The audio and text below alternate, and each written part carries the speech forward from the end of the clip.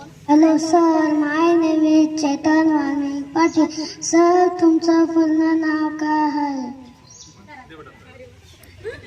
माझं पूर्ण नाव गोपाळ साहेबराव पाटील असं आहे. आता बघा, फक्त एकच मिनटं घेतो मी. जसं मॅडम म्हटल्यात ना आणि सर पण म्हटलेत की आपण अनुकरण करतो, यांनी भाकरीचं उदाहरण दिलं. छोटासा किस्सा आहे, मी इथपर्यंत येण्याचं कारण सांगतो आपल्याला. माझं गाव ब्राह्मणपुरी म्हणून आहे, शहादा तालुक्यात गाव आहे. आपल्या गावा एवढंच गाव पण आहे माझं. आमच्या गावात 1987-88 मध्ये गॅस्ट्रोची लागण झाली. गॅस्ट्रोमुळे जवळपास निम्म्याच्या वर गाव आजारी पडलं. खूप मोठ्या प्रमाणात पाण्यामुळे ती प्रकार झाला आणि लोकांना गॅस्ट्रो म्हणजे हगवण होते आपल्याला सगळ्यांना. तेव्हा धुळे जिल्हा होता. धुळे जिल्ह्याचे मुख्य कार्यकारी अधिकारी होते मनुकुमार श्रीवास्तव साहेब. मनुकुमार श्रीवास्तव साहेबांना ही घटना कळली. त्यांनी तात्काळ आमच्या गावाला रिस्पॉन्स केला आणि ते आमच्या गावी आले.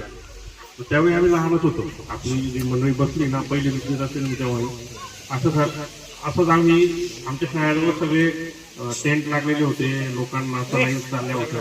मग तेव्हा साहेबांनी ज्या धडाडीने ती गोष्ट हातात घेतली, प्रत्येकाला सूचना केल्या, त्यांच्या गाड्या आल्या, नंतर त्यांनी सूचना केल्यानंतर लोकांच्यात जे बदल झाले, डॉक्टर्स आले, सगळं काम पटपट झालं आणि 8 दिवसाची साथ आटोक्यात आली. मग तो कदाचित आमच्या बालमनावर परिणाम झाला की असे अधिकारी येतात, हे अधिकारी आल्यानंतर अशा पद्धतीचा बदल घडून आणतात, सकारात्मक बदल. म्हणून मुलांना एकच विनंती आहे, आपल्या पालकांनाही, मुलांनी प्रश्न विचारले पाहिजेत, त्या प्रश्नाची तुम्ही उत्तरं द्या आणि त्यांना कायम एनकरेज केलं गेलं पाहिजे. दुर्दैवाची गोष्ट सध्या अशी आहे की आपण मुलं, माझ्या घरात देखील मी पाहिलंय, मुलगा रडायला लागून मोबाईल देते. हे टाळलं पाहिजे आपण. आज मुलांना पुस्तकाची गोडी लावा, पुस्तकं जवळ बाळगू द्या, पुस्तकं वाचू द्या, तरच मुलं खूप मोठी होतील. आणि आत्ताच्या जी पिढी आहे तिचं ऐकून कदाचित आपल्यापेक्षा जास्तच आहे. ते खूप संख्येवर आहे. काही पण असलं त्याचा विचारतात. माझ्या मुलाने मला एक प्रश्न केला होता छोटासा. मी त्याला कुल्फी घेतली होती. मग तो कुल्फीला कुल्फीच का म्हणतात असा प्रश्न केला त्याने. म्हणजे आपल्याला अशा पोरं काही विचारतात, आपल्याला वाटतं की काय मूर्खासारखं विचारतं, पण त्याला ती शंका आलेली असते ना, त्या शंकेचं आपल्याला समाधान करता आलं पाहिजे. मग त्यानेच मला उत्तर दिलं, पप्पा ती कूल असते ना म्हणून कुल्फी असते. म्हणजे तुम्ही त्यांचं कौतुक करा, विनोद करतील ते आणि आपल्याला खूप चांगले. Good morning, my name is Shreya Rupali Gopal Patil. साहेब, तुमच्या प्राथमिक शिक्षण कोणत्या शाळेत झाले होते? मला अभिमान वाटतो, मी देखील जिल्हा परिषद शेतकी प्राथमिक शाळा ब्राह्मणपुरी या गावातच शिकलेलो आहे आणि जिल्हा परिषद शाळेत शिकलो बेटा मी पण. आम्हालाही जशा तुमचे सर आहेत, मॅडम आहेत, तसे सर होते. अजून पण मला आमचे जे आहेत ना प्राथमिक शिक्षक सगळे आठवतात. एक घटना आहे, प्रकाशा म्हणून गाव आहे, तुम्ही ऐकलं असेल कदाचित. आमच्या तिथले शिक्षक होते, अहिरे गुरुजी होते. मी बसमध्ये प्रवास करत होतो तेव्हा आणि ते अचानक माझ्या समोर आले. आल्यानंतर त्यांनी काय ओळखलं नाही, वय झालंय त्यांचं. मग मी त्यांना माझी ओळख दाखवली. तेव्हा त्यांचा पाया वगैरे पडलो मी. तर त्यांना इतका अभिमान वाटतो ना की आपला विद्यार्थी अशा पद्धतीने आपला उच्च पदावर गेला आणि तो अजून देखील आपली नाव जोडून आहे. तुम्ही देखील भविष्यात खूप मोठे होणार, बरोबर होईल ना? तू होशील ना? त्यावेळी आपल्या टीचर्सना विसरायचं नाही, आपल्या मातीला विसरायचं नाही. आई वडील, आपलं गाव, यांना सगळ्यांना न विसरता त्यांच्यासाठी पण आपण काम करायचं. My name is Harshada Jagruti Gopal Patil. Sir, तुम्ही लहानपणी खेळायला आवडायचे का अभ्यास करायला आवडायचं बाई मला. खेळायचंही आवडायचं आणि अभ्यासाचंही आवडायचं. खेळायच्या वेळी खेळणं आणि अभ्यासाच्या वेळी अभ्यास. आमच्या वेळी मोबाईल नव्हता, त्याच्यामुळे आम्हाला मैदानी खेळ खेळावे लागायचे. क्रिकेट तर खेळायचो, पण कबड्डी असेल, खो खो असेल आणि आपले ग्रामीण खेळ असतात बघा, ते पण खेळायचो आम्ही. त्याचबरोबर अभ्यास करताना इथं तुमचं वाचनालय आहे का शाळेला? हा, मग ते वाचनालय आमच्या गुरुजींची सवय होती, आम्हाला दर शनिवारी ना मला एक पुस्तक द्यायचे. शनिवार रविवार असायचं ना, छोटंसं पुस्तक असायचं 10-20 पानांचं पुस्तक द्यायचं. ते पुस्तक दिलं की ते आम्ही शनिवार रविवारी वाचायचं आणि सोमवारी ते आमच्या शाळेत जमा करत होतो आम्ही. मग तिथून वाचनाची गोडी लागली. हायस्कूलला गेलो, गावातच हायस्कूल होतं. मी 5वी-6वीत असताना झोंबी नावाचं पुस्तक पहिल्यांदा वाचलं. झोंबी आनंद यादव सर आहेत, त्यांनी लिहिलेलं पुस्तक आहे, छान आहे. जर माणसाची जडणघडण कशी झाली, म्हणजे एक आनंद यादव स्वतः कसे घडले, ते प्राध्यापक झाले, पुढे लेखक पण होते चांगले, त्यांच्या जीवनावर ते आधारित आहे. झोंबी नावाची कादंबरी आहे. मग ती वाचली आणि मग तिथून असं वाचायची पण गोडी लागली. वाचत पुढे जात गेलो. 10वी-12वी नंतर मी पण शिक्षक होतो. मी पण जिल्हा परिषद शाळेला शिकवायचो. आपल्या जिल्ह्यातच होतो मी पण, पाळवा तालुक्यात शिक्षक होतो. त्यानंतर मग परीक्षा दिल्या आणि मग अधिकारी झालो. आपल्याला एकच सांगू इच्छितो मी की तुम्ही मैदानी खेळ खेळा. मोबाईल आता आहे, आवश्यक नाही आहे पण आहे, तर ते थोडा वेळ बघा आणि अभ्यासाला जास्तीत जास्त वेळ द्या. आता बघा तुमच्या इथं सेल्फी पॉईंटला शिका आणि विचारा लिहिलेलं आहे बघा. शिका आणि विचारा. जितकं जास्त तुम्ही लोकांना विचाराल, प्रश्न कराल, तेवढं तुमचा विकास होईल. धन्यवाद. My name is Utkarsha Bhagwat Patil. Sir, तुमचे शिक्षण काय झालेलं आहे?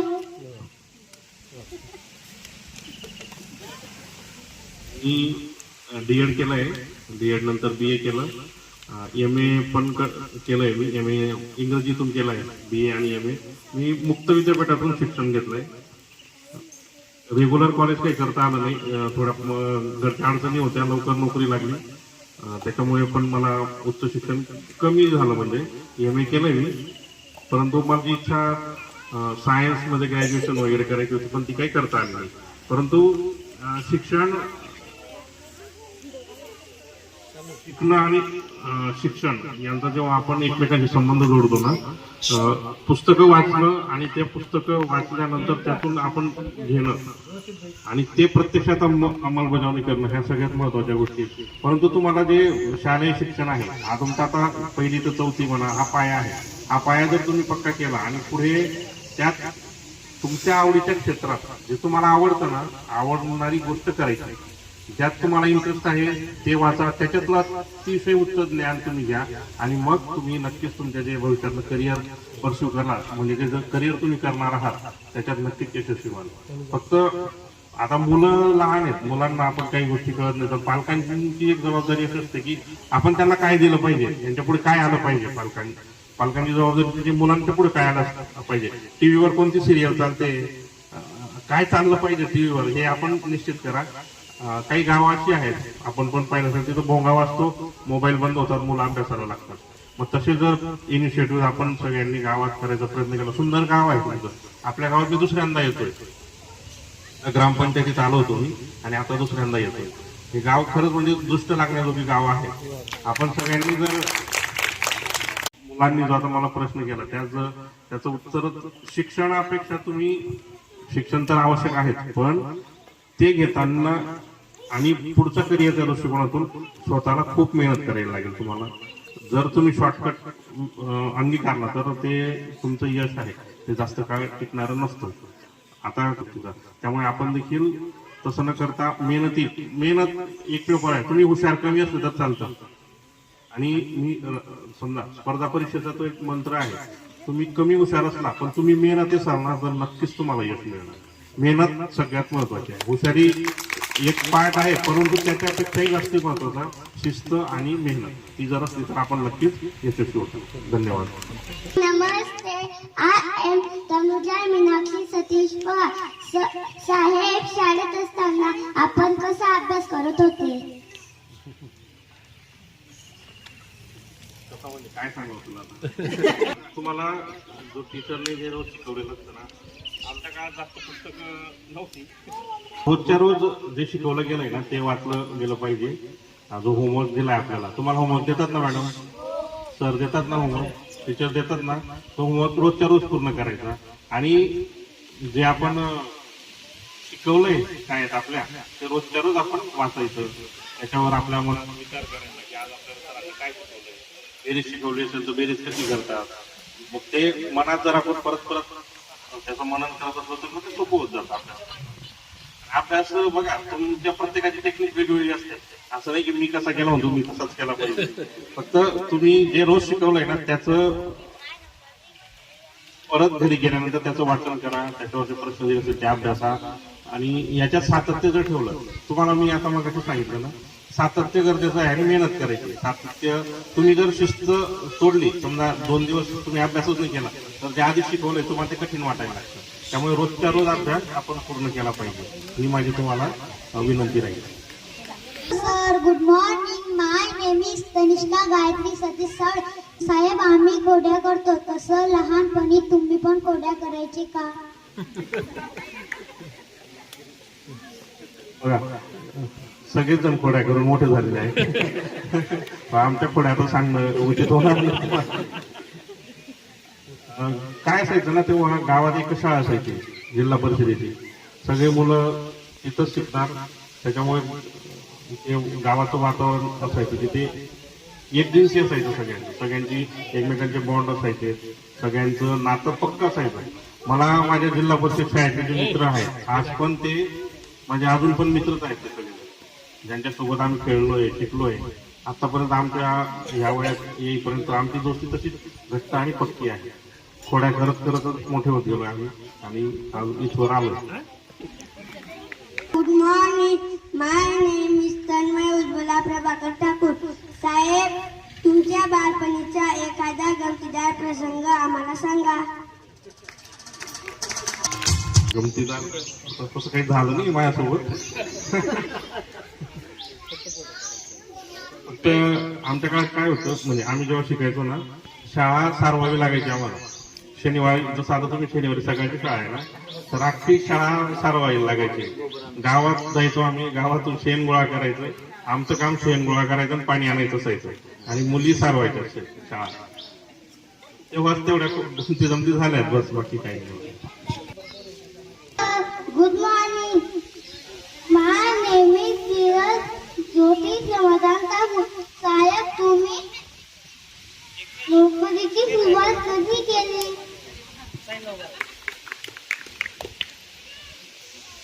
मी 2001 मध्ये नोकरीला सुरुवात केली. आता 25 वर्ष नोव्हेंबर मध्ये होतील मला. 25 वर्ष नोकरीला होऊन जाते. जरा लवकर नोकरी म्हणजे गरज पण होती. एड करण्याचं कारण तेच होतं आणि लवकर नोकरी लागली. म्हणजे कॉलेज संपल्या मला दुसऱ्या वर्षी नोकरी लागली. तुला पण नोकरी करायची का? तूच करायची. काय नोकरी करायची? तुला काय व्हायचं?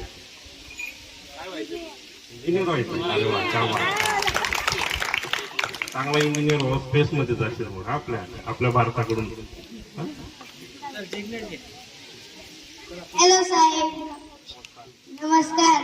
माय नेम इज दिनेश मोनाली दिनेश ठाकूर. साहेब, विद्यार्थ्यांनी मोबाईलचा वापर कसा करावा? मोबाईलचा वापर, एक काल परवा एक बातमी वाचली. एक मुलगा आहे, अयाश काय नावाचा, व्हिडिओ पण आहे वाटतं. म्हणजे त्याला त्याच्या सरांनी शाळेत पहिलीतच आहे वाटतं, तो पाडे शिकवणे. त्याला 70 म्हणजे बरेचसे 100 पर्यंतचे पाडे येतात त्याला. त्याने कुठून शिकला असं विचारलं ना, तर मोबाईल मधून शिकलो असं म्हटलं.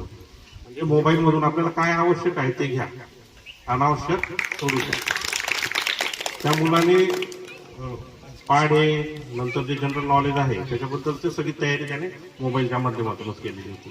तुम्हालाही एक राहील, मोबाईल कमी वापरा, मैदानावर जास्त खेळा आणि शाळेत रोज या. हीच तुम्हाला माझा म्हणजे हाच तुम्हाला माझा सल्ला राहील. शाळेत रोज आले ना तर तुम्ही नक्कीच हुशार आणि सगळं काही तुम्हाला मिळेल. Morning sir. My name is Nikhil Kavita Mahendra Honsode. साहेब, नैसर्गिक आपत्तीच्या वेळी आपले कार्य काय असते?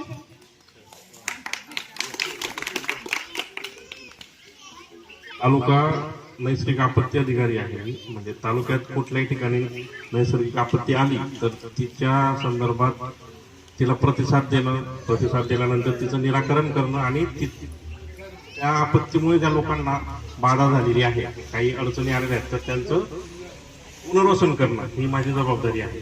आता उदाहरणार्थ याच्यासाठी आम्ही काय करतो, आता आमचं म्हणजे 24 तास एक कंट्रोल रूम असतो. आता जरी तुम्ही फोन केला त्या नंबरवर तर तुम्हाला तिथं प्रतिसाद मिळेल. तुम्ही तिथं सांगायचं की आमच्या गावात अशा ठिकाणी पुराचं पाणी घुसलंय, तर लगेच त्या त्या नंबरवर तर तुम्हाला तिथं प्रतिसाद मिळेल. तुम्ही तिथं सांगायचं की आमच्या गावात अशा ठिकाणी पुराचं पाणी घुसलंय, तर लगेच ते आम्हाला देतील आणि आम्हाला सूचना दिल्यानंतर मग आम्ही SDRFची टीम असते, NDRFची टीम असते आणि आपली पण टीम असते, ती टीम त्या ठिकाणी पाठवतो आणि त्या माध्यमातून आपण त्यांचं रेस्क्यू करायचा प्रयत्न करतो.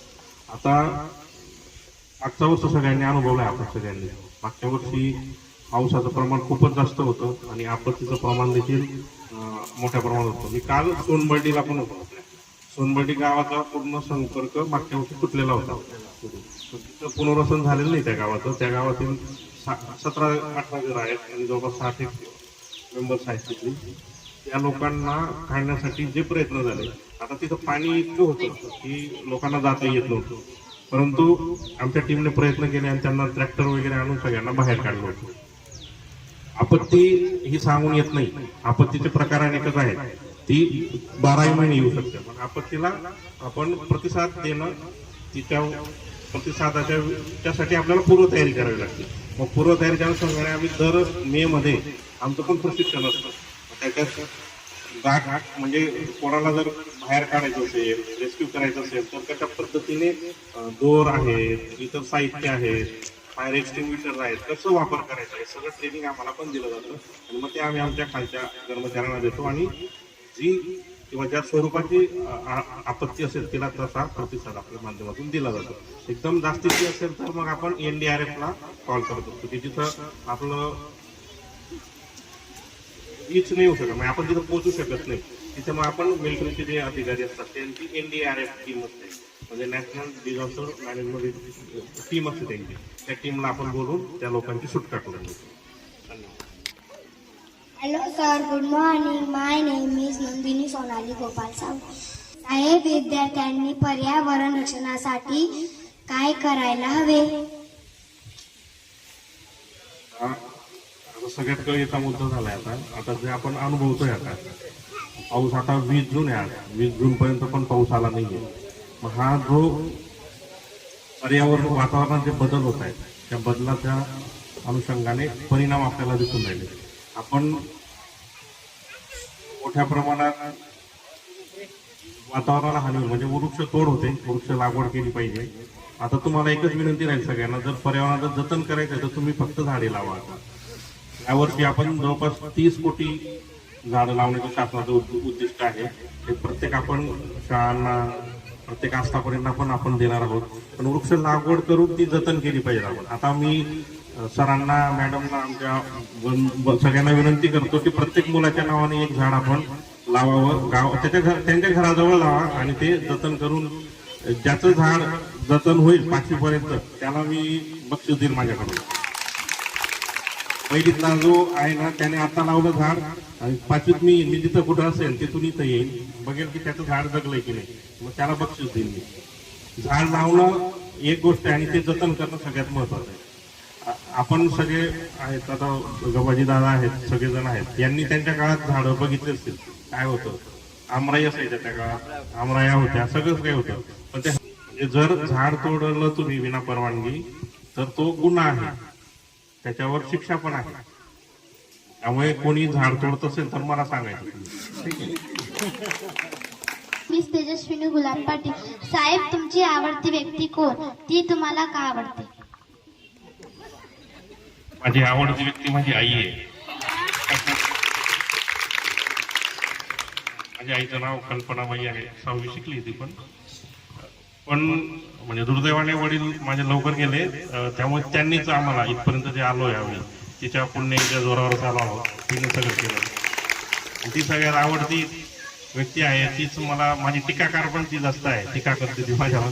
तुम्हाला काय चुकलं वगैरे तीच सांगते मला. अजूनही तिच्या म्हणजे शब्द पुढे आम्हाला जाता येत नाही. प्रत्येकाला एकच विनंती आहे, आई आणि बाबा, आपले आई आणि वडील यांचा नेहमी तुम्ही सन्मान करा.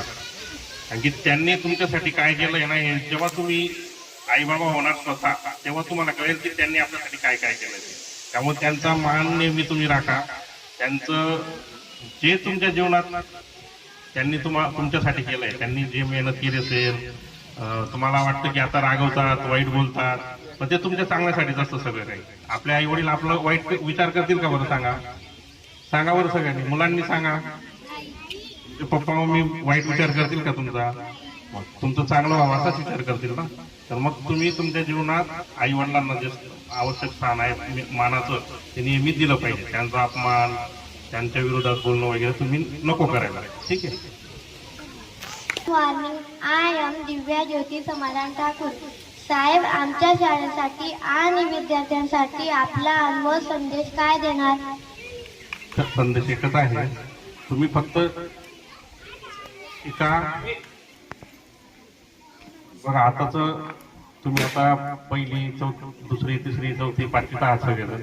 तुम्हाला एकच माझा संदेश असणार आहे की तुम्ही तुमच्या शालेय जीवनात जे काही तुम्हाला आता शिकवलं जाईल ते व्यवस्थित शिका, ते आत्मसात करा आणि ते आत्मसात केल्यानंतर त्याचा उपयोग आपल्या जीवनात, आपला विकास कसा साधता येईल याच्यासाठी करा. धन्यवाद.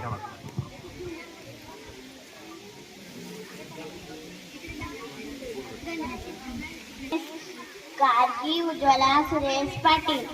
साहेब, तुम्हाला घरी राहणे आवडायचे का शाळेत जाऊन अभ्यास करायचा आवडायचे? मला घरी नाही राहायचं वैद्य, शाळेतच जायचं माझं. आता जसं समजा तुम्ही सगळ्या महिला भगिनी माझ्या बसल्या, तर तुम्ही ती प्रेरणा मुलांच्यात द्या.